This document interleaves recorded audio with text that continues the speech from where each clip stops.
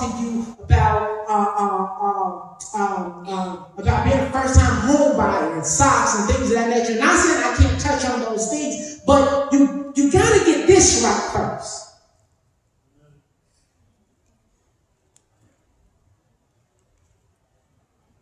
When you believe that God is your anchor and you're rooted in God, and I get it. Sometimes we feel stuck, right? Anybody ever feel stuck before?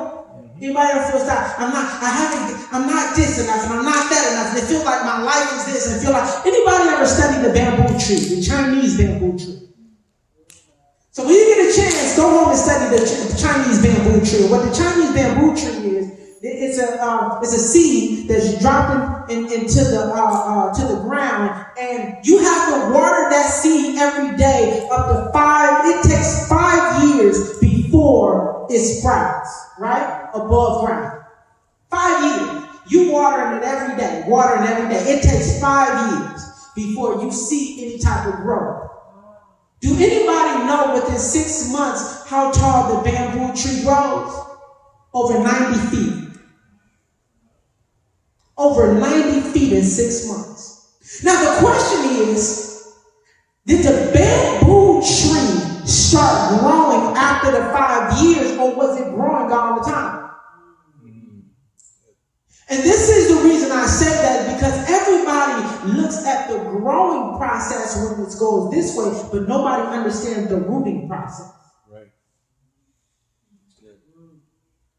Where God is trying to take you, you have to be rooted and you have to be grounded, because there's going to be some winds that blow your way that'll rip you out of the ground. That's right. I could tell you how to buy a house, do a rehab loan, pull the money out and cash out and this, that, and the other. But at the end of the day, what happens when money is not your issue? What happens when a doctor tells you that you got something that money can't cure? What happens? You have to be connected on a level that's going to help to keep your sanity.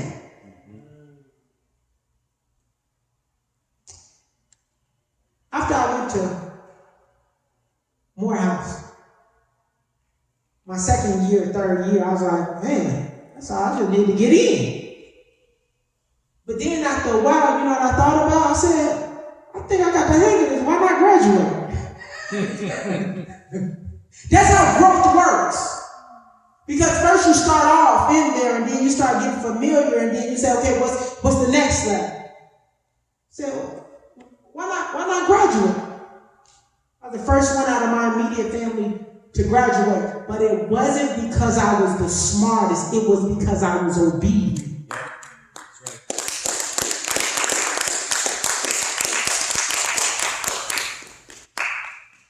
I'm not one of those people that's just standing up here talking about, man, y'all are smart, y'all can do it. I want you to hear me and hear me well. If I could do it, and I mean that from the depths of my spirit, if I can do it, no matter what you want to do in life, I know you can do it. Amen. If I could do it. After that, I went on and I wrote 3 books, I published 2 books. Right now I'm writing a book called It Costs Too Much to Be Broke. Of course, finances. That's something that we all, when we think about level up, it's like, yeah, I want the car, I want the Lexus, I want the Ferrari, I want the this, that, and there's nothing wrong with that at all. But I'm going to ask you a question. Somebody raise their hands and tell me, how much do they want to make a year? I don't care what the number is. Just tell me. What do you want to make a year? Anybody? It could be 20,000, 100,000, 50,000, $1 million, whatever it is. What do you want to make a year? 92K. 92K. I like that. 92K, right? Can I pick on you for a minute? Sure. What's the taxes on 92K? It's okay. It's not a question. It's like, oh, you got to know. But her answer was, I don't know. What qualifies you to make 92K? Right now. And you don't have to answer. Why am I asking you all, and thank you so much, give her a round of applause for allowing me to do that. The reason I'm telling you this is because the more you really put in the work, the more realistic it's going to become. Right. You don't want, see, you have to make a sacrifice for everything that you want. You want $100,000? What does $100,000 look like? If I was to give somebody $1 million, everybody say, I want $1 million. What are you going to do with it? You have to have a plan for whatever, the more. That's why people tell you all the time, let me see your business plan. Because when you write the business plan, it makes the vision clear. When the vision is clear, it's easier to walk into it. But when we just say what we want to do in life, and there's nothing wrong with saying and speaking it, because it's power in words. But when you're just saying it with no plans or no consistency or no work ethic behind it, at the end of the day, it's just going to be words. You have to hold yourself accountable because time is going to fly past you. You got 168 hours in a week. What are you doing with it? Nobody in here, anybody been to Shirley Ryan's Rehabilitation Center? I've been to Silver Oaks Behavioral Health. Thank you. This is the reason I asked this. I had to take my mom. My mom was dealing with chronic arthritis. And a lot of the people there, they probably been shot several times and learning how to walk again. Amputated, arms cut off, legs cut off, and they're trying to find a way to incorporate technology where they can still have this somewhat of some utilization of their limbs. It's wheelchair bound, paralyzed from the neck down, probably had a stroke, and they're trying to. These people get there 6:30, 7 o'clock in the morning, and when they get there, they give their all. And they're all maybe walking from this chair to the end chair. And to you may say you just walked 4 chairs, but you don't know what it took for them to get from that chair to the other chair. And we sit and we waste time, we waste energy, we got the utilization of all of our limbs. We won't go spread the gospel, we won't mentor nobody, we won't talk to people, encourage people, but we sit down and we complain and we do just enough, and God keeps saying, I need more out of you. When do you hold yourself accountable like you hold everybody else accountable? If you order McDonald's right now, and I hope nobody in here still eats McDonald's, but that's another question for another day. And they mess up on your order, are you going to say, oh, no problem? What you going to do? You going to do what? You going to take it back, right? Now they mess up on your order again, and then you have to turn around. You're going to say, oh, it's okay, we all make mistakes. What you going to do?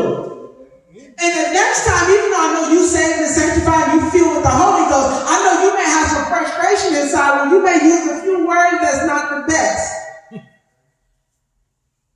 Just like you hold McDonald's accountable for making your order right, you got to hold yourself accountable because there's some things that you are promised yourself that you still have not delivered on. You told yourself how many times you was going to lose weight? Huh? You told yourself how many times I'm going to go back to school. You told yourself how many times that I'm going to be better when my mother or my father is coming. You told yourself a number of different times, and the things that you said you was going to do, you still have not done it. That's a problem. How many people in here write a things to do list every day? Execute. Studies show people that write a things to do list are a lot more successful than people that don't. You have to get yourself in the habit of making better habits. Amen.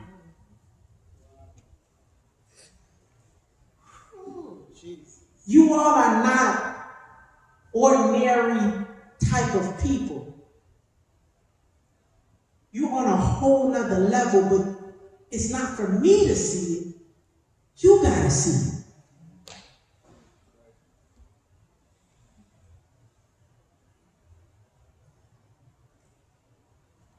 I'm going to give you all 10 minutes. Raise your hand if you have any questions for me. It could be about anything. I just don't want to be respectful at the time, but I still want to deliver what I said I was going to deliver. It could be about finances. It could be about credit. It could be about anything. What do you have a question about? Go ahead. How do you invest? Invest. I love that. How do you invest?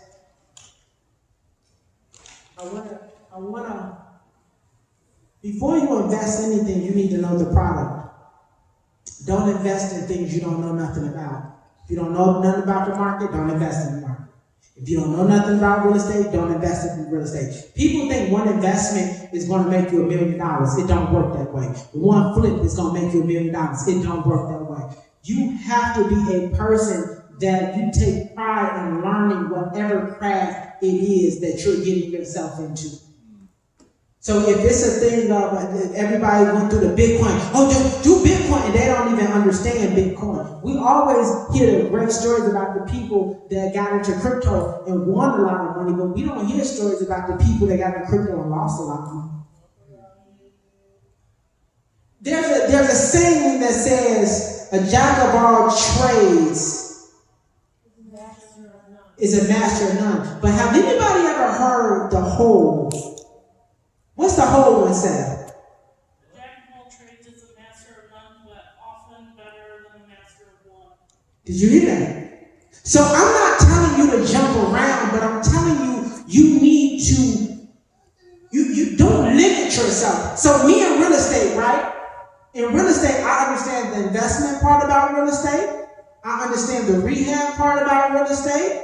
I understand the banks that I have to find. I understand how to look for the certain comps for a property. Because when you go when you're looking for a property, the first thing you want to say is, what's the comps? What does comps mean? The comparison prices. So when I purchase a house, the first thing I want to know is, okay, you selling me this house for $200,000, but all the houses that just sold in the last 6 months is $150,000. Something ain't right somewhere.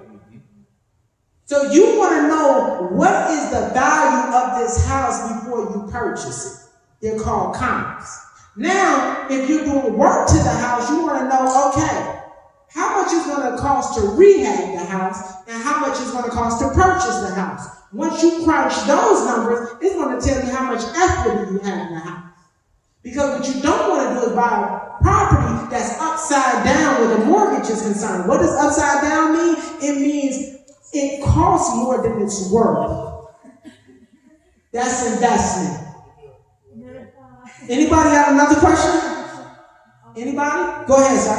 I have two. So how do you, because I'm a deacon and trained in my church. You said you're a deacon? Yeah. Oh, okay. So how do you stay encouraged and serve in church when your family's not supportive? Oh, wow. I love it. Number one. Okay. Can I stick with that one real quick? I told you I was special ed, little by little. Don't give me too much. All right. How do you, first of all, you got to talk to God. Amen. And say, it's going to be, let me tell you something. Once you get past family, the world ain't hard.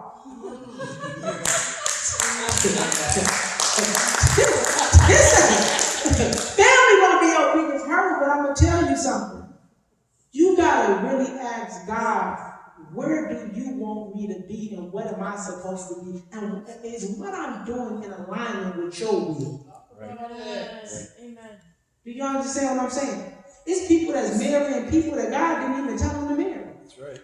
And then they have all type of crazy stuff taking place in their marriage. And then they turn around and say, but God told us don't get a divorce. God ain't never told you to get married. So you got to first say, remove your family and say, am I operating out of me or am I operating out of the alignment for what God has for my life? And if you operate out of alignment for what God has for your life, then God is your stamp of approval. Mm-hmm. Does that make sense? What's the next question? So how do you restore your credit when you messed it up at a young age? No problem at all. First thing you want to do is you want to get a platform like it's called Experience. It's a platform, or you want to get what's the other one called? Train. Well, the different credit bureaus are called Experience, TransUnion, Equifax, and Innovis. All right. Nexus Lexus. If you ever heard Nexus, anybody ever had a stalker in their life? Nexus Lexus is the stalker of credit. First thing you want to do is always pull your Nexus Lexus account. You want to do that because your Nexus Lexus account, that's where all the other bureaus pull from to receive your information. You correct that bureau, a lot of your other bureaus don't have nothing to pull from. But you want to get the platform, I forgot the name of it, but what it does is it tells you what your credit report is every month. I don't know why I slipped my mind, but it tells you what your credit score is every month, and it also tells you what's on your credit report every month. It is Experian, but it's another one. But so it's a platform you pay $30 for, right? So first you want to see what's on your credit. Then you can easily write dispute letters, but that's a whole story by itself. But I'm gonna tell you what to do right now. Every night, and this is for everybody, every night before you go to bed, I want you to YouTube how to build personal credit. I need you to YouTube it little by little, because you can easily pay somebody. But if you pay somebody and they dragging and you don't know what they're doing, then they'll take advantage of you. That's why you have to be a master, well, not a master, but you have to be a jack of all trades to a degree. So this is what I want to do, give you just an idea. Everybody pull up their phone. Pull up FICO pie chart. FICO pie chart. And go to images. FICO pie chart. Please tell me when I'm running too far. I don't have a time or anything anyway. I just want to be respectful. Okay, FICO pie chart. Now, when you're dealing with credit, I want you to learn how to leverage credit as well, because as young adults, this is America.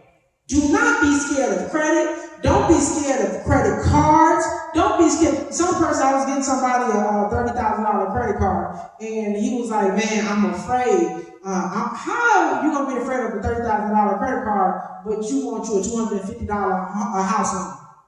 Like, you gotta be at a place where, and another thing is, when you're dealing with credit, don't ever be in survival mode trying to deal with credit, trying to get credit cards. You get a job first. Amen. You get stability first. Because when you're in survival mode, what you gonna do with those credit cards? You're gonna max them out. So, your FICO pie chart, when you go to images, this is how banks judge you where credit is concerned. 35% is what? Just how you paying your bills on time. 35%, just if you're paying your bills on time. What I mean by bills, I'm talking about revolving loans, like car, yacht, mortgage, things of that nature. Credit cards. Just how you paying your bills on time. What's the next one? Amounts owed. So when you got a credit card and your credit card limit is $1,500, what's the most you can spend on that credit card before your credit drops? 30%. How much? 30 what? Percent. Good stuff. 30%. So whatever that limit is, you divide it by 3. So if it's $1,500 limit, your real limit that you can spend on that credit card is $500. If you spend over $500, your credit score is going to drop by leaps and bounds. And that's the most you can spend before your credit score drops. What's the next one? Length of credit history. This is why you want to start your credit at such a young age, because banks is looking at how long have you had credit, because they're looking at patterns. So say if you got a 720 credit score, right? But you only had credit for 1 year. But I got a 620. But I've had credit for 5 years. Who's the bank gonna get a loan to? Who? Why they gonna give it to me? Because they understand you're a young whippersnapper. They don't know what you're gonna do tomorrow. Right. Over 5 years, they're like, okay, I see his patterns. I see his patterns. What's the next one?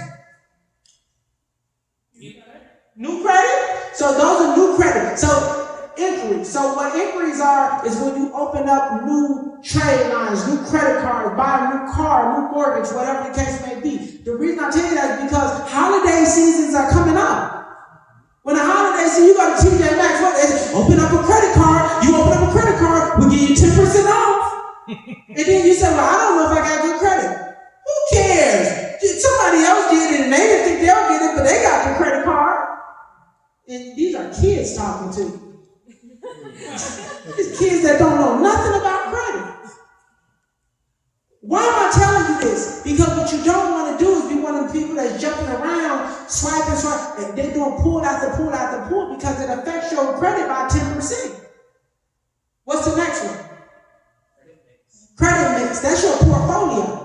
You can have 5 credit cards and then get you a place where you got a 620, 640. It don't matter how many times you pay your credit cards on time and they're at their lowest limit where you're not maxing. Your credit score only go so high. You have to diversify your portfolio. You may have to get a mortgage. You may have to get a loan. You may have to get this, that, and other. Now, that'll help your credit and boost it to another level. So diversifying your portfolio of credit is very important when you're sitting before banks asking for money. I'm going to give you 4 platforms that's going to help boost your credit just like that. I'll give you 4. Credit Strong. Credit Strong is one of them. You can't get denied for Credit Strong. This is set up for you to make monthly payments of, now I'm going to say this again. If you don't have a job, you do not need to get these platforms. Why? Because when you're in survival mode and you got to pick, do I want to eat or am I going to pay this on time? It's always going to be eat first. So there's some order in what you have to do when you're trying to level up. First, you got to get a job. You have to. You got to take care of yourself. So, when's a good time to get a job? Now, and I'm going to give you one even better. Back in my day, can you believe I can say my day? Back in my day, listen, back in my day, you had to write a resume for each job that you wanted. You couldn't use the same resume. These days, they have a platform called Earn Better. It's a free app. Pull it up. Earn Better. It's a free website. Earn Better. It utilizes AI and it merges your resume with the job description that you want within 3 to 4 seconds, and it'll give you a new resume based off the job that you want to be. It's called Earn Better. EARNBETTER. It not only gives you a design, but it also gives you a cover letter as well. Wow. No excuse. No excuses. Earn Better. Now, strategy, what I used to do, if you all are looking for a job or a career, you should be applying for at least 3 jobs a day, 4 jobs a day. Because it's not like it was when I was growing up where it took 45, 2 minutes to an hour for each. You could be on Indeed and hit quick apply.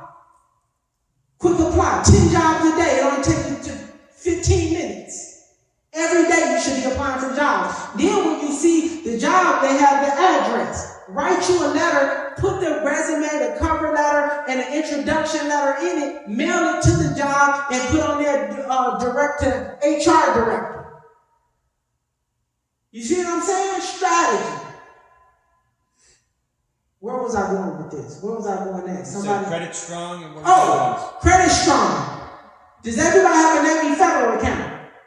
What? Navy Federal. You want a Navy Federal. Navy Federal gives you money like 90 going north. People think that you have to be in the military to get a Navy Federal account. My granddad was in the U.S. Army. They gave me an account. They didn't even ask the man's name. Navy Federal is going to give you money like crazy if you build relationships and products with it.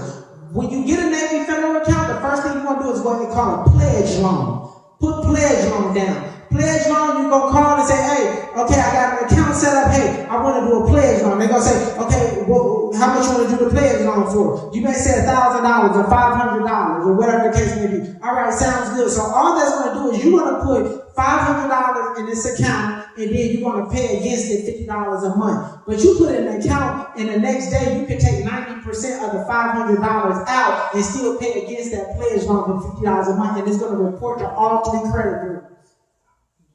And it's going to boost your credit. So the first one was what? Credit strong. Credit strong. You cannot be denied for credit strong. The second one was what? Next one is self-inc. It's called self-builder. SELF builder. BUILDER. Self-builder.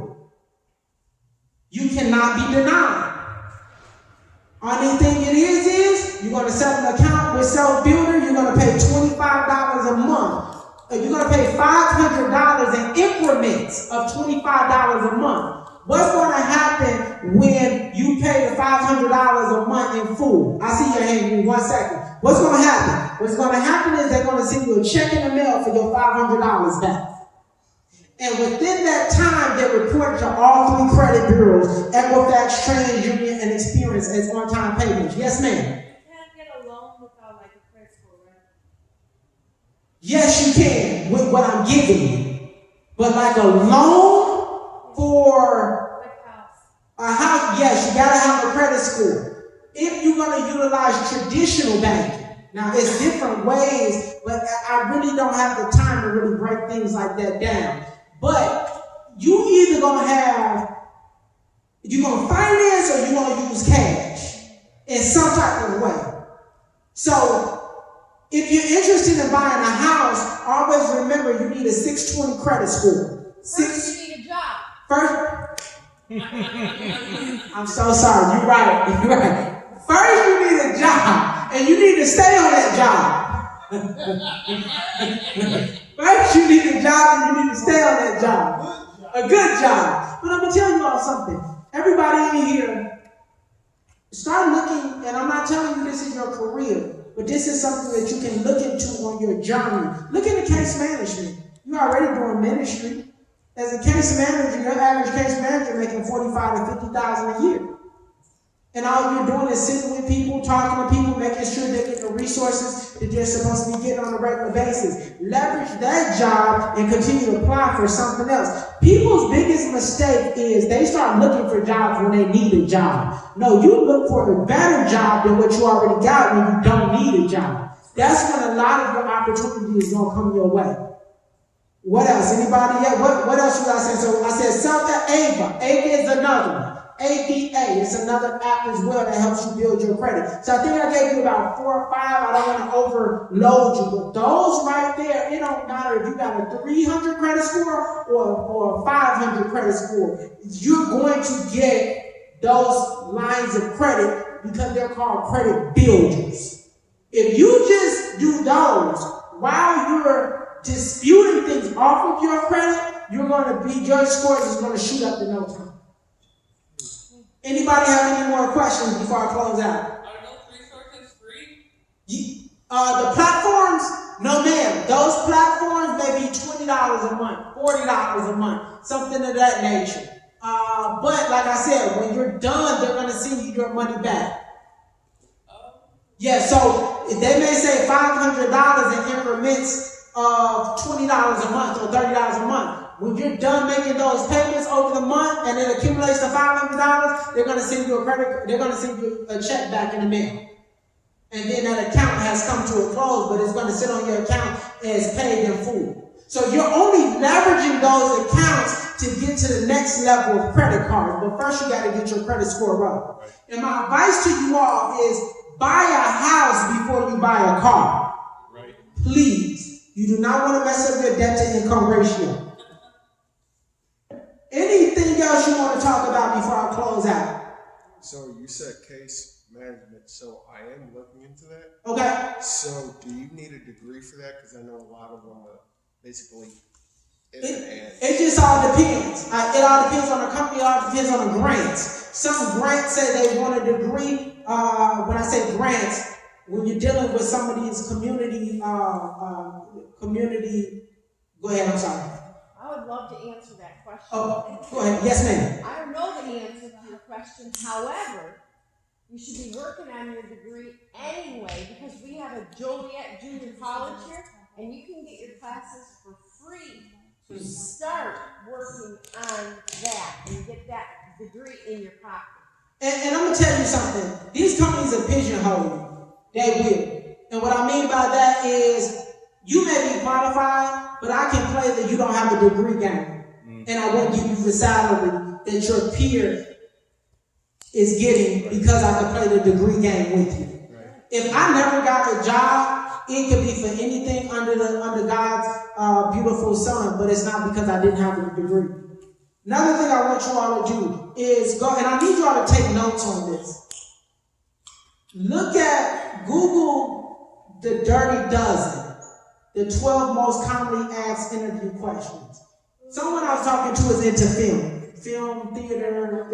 This gentleman right here, you're in the film and theater as well. If you notice, every job you go to, they ask you the same questions. Yep. Stop going to these jobs and not mastering these questions. Get you, like, you really have to, like, almost, what they call it, a script, or what they call it? It's not a script. Mock interview. A mock interview, but it's something called a dialogue. What is it when you say in the script or something like that? Monologue. Thank you. It's been years. Monologue. You gotta treat your interview like it's a monologue that you write. First question they're gonna ask is, tell me a little bit about yourself. Cross the board. They've been saying that for the last 50 years. That's the first question. Tell me a little. It don't matter what job you go to. Tell me a little bit about yourself. Stop talking about you like long walks on the beach, you, your ex-boyfriend, how much y'all break. Stop talking about your kids. They don't want to know none of that. They want to know, tell me a little bit about your experience that makes you where you can apply, or you will be a good fit for the job that you're applying for today. They don't care nothing about your mama, and you got to pick up your kids after work, and the this, that, and the other. And sometimes you can talk so much that you'll talk yourself out the job. So you really want to master those questions, because when you start practicing, there's an energy and a flow and a comfortability that you pick up. So when they start asking you questions, you shoot it right back at them. Like, oh wow. That sounds great. And stop. Let me tell you something. The worst thing for you to do, always utilize landmarks of progression where, like, data is very important. Like if someone say, I worked for such and such, and when I started, we was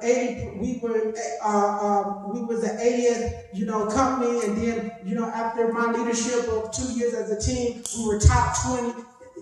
Doesn't that sound better? I'm a hard worker. Yeah. You know what I'm saying? You can say something like we had goals we had to meet. And I want to say this too. I don't care where you're working at. Take pride in what you do because somebody's watching. Right. Yeah. You have to get in the habit of being thorough. If you know, if you're not thorough on your job, you're not going to be thorough in your own life. You got to get in the habit of doing the things that's necessary when people are watching and when